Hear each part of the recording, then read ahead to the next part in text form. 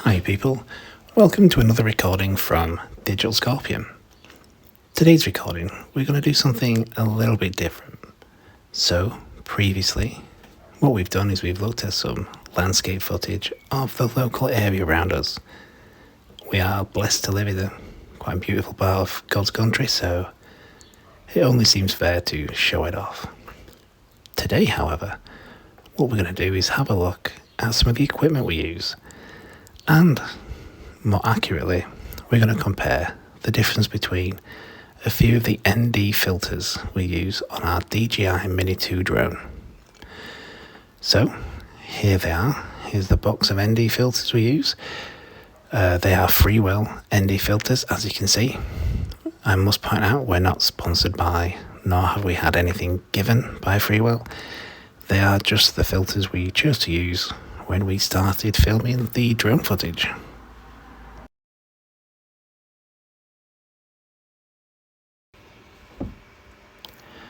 As you can see here, the two different videos were created using the ND16 filter on the left and the CPL filter on the right. The initial difference is obvious.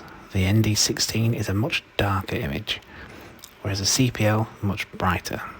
However, if you look a little closer, you can see the definition in the clouds above is much higher on this ND16 filter due to the CPL filter suffering from a little bit of overexposure. Also, the darkness actually has captured a lot more data. All this data is recoverable in the editing process later on, meaning the ND16 footage here, while it doesn't look as good as the CPL, will mean it's a more usable footage when it comes to the editing later.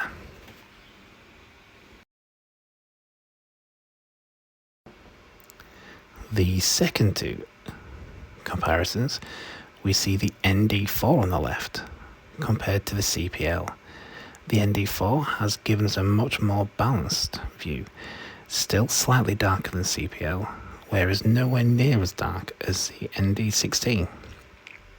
We get the best of both worlds, the quality of the clouds and the depth of colour and the depth of information picked up from both the trees, the landscape, as well as the motion of the vehicles you can see in the more foreground, means that footage is really good, easy to edit, and very little adjustments required for the final cut, which obviously is what really matters to us.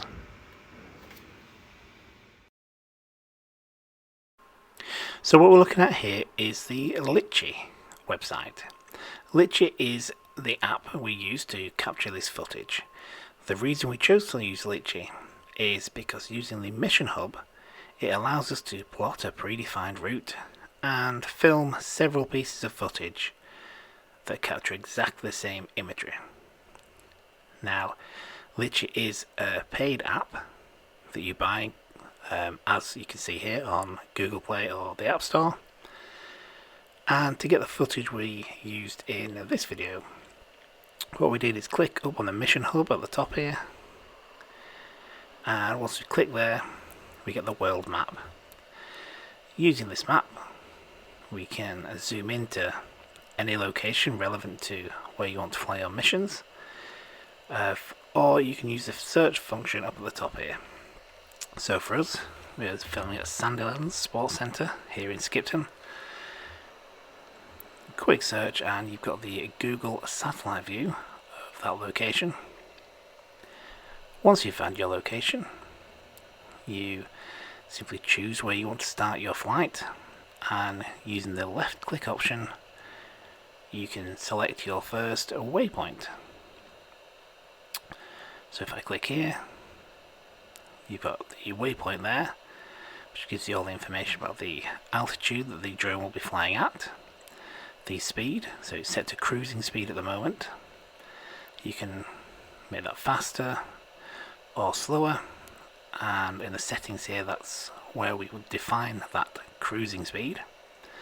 You've also got the gimbal pitch, which is showing what it's going to focus on. And if you right click here, it allows you to set the point of interest. Point of interest being what the gimbal pitch focus on POI will look at while the drone is in flight. So I'll just drag that over here to the cricket square, and then what we can do is set waypoints around that point of interest, as so, and we can see the route that the drone's going to take. As I zoom in, you can see the arrow there is displaying which way the drone will be focusing, all of them focusing inwards on that point of interest. Within the point of interest, you can set the altitude. So if you're filming a taller object, you can set that higher, or lower if you're filming, say, a waterfall down into a cave. But for what we're looking at here, I'll put that on 0 because the cricket square is obviously a ground level, and that will just mean that the gimbal pitch will focus at the right height and capture as much of the object as possible. So these waypoints are set.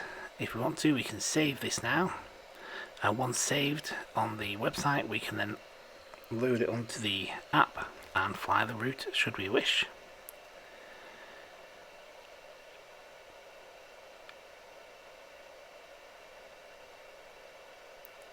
If we go in the settings here for this mission, we can see the units used, what the heading mode is, the finish action, so return to home, land, back to number 1, reverse, whatever you are trying to achieve, you choose the finish action most appropriate to you.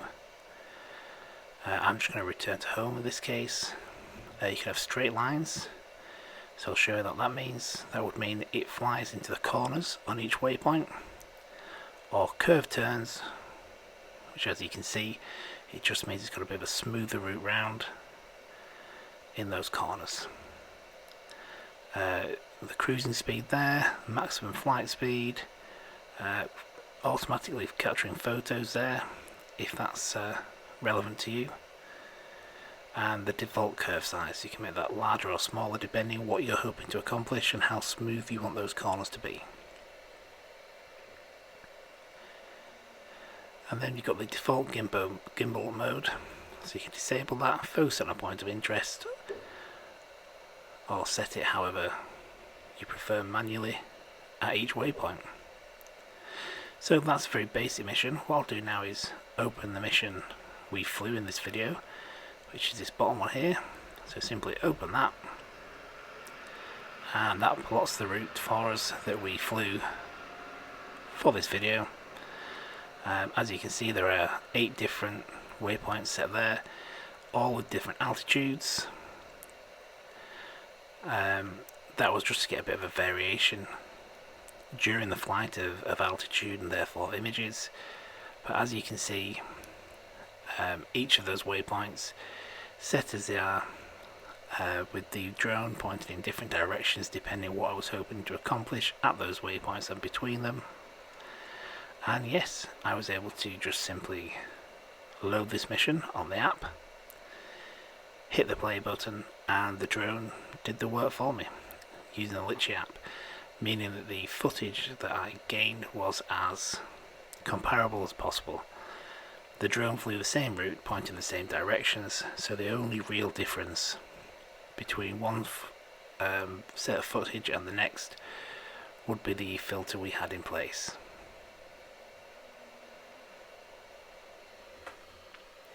Now, once you've clicked on the waypoints here, you can also set different actions.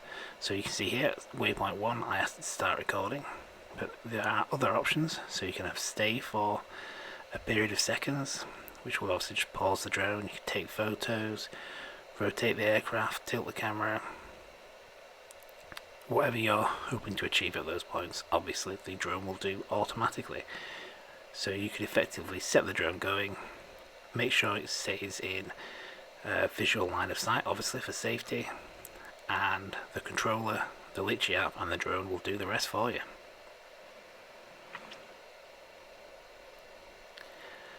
And that's it for this. So what I'll do now is we're going to show you a little bit of what the footage from this shoot looks like once edited together. See what you think.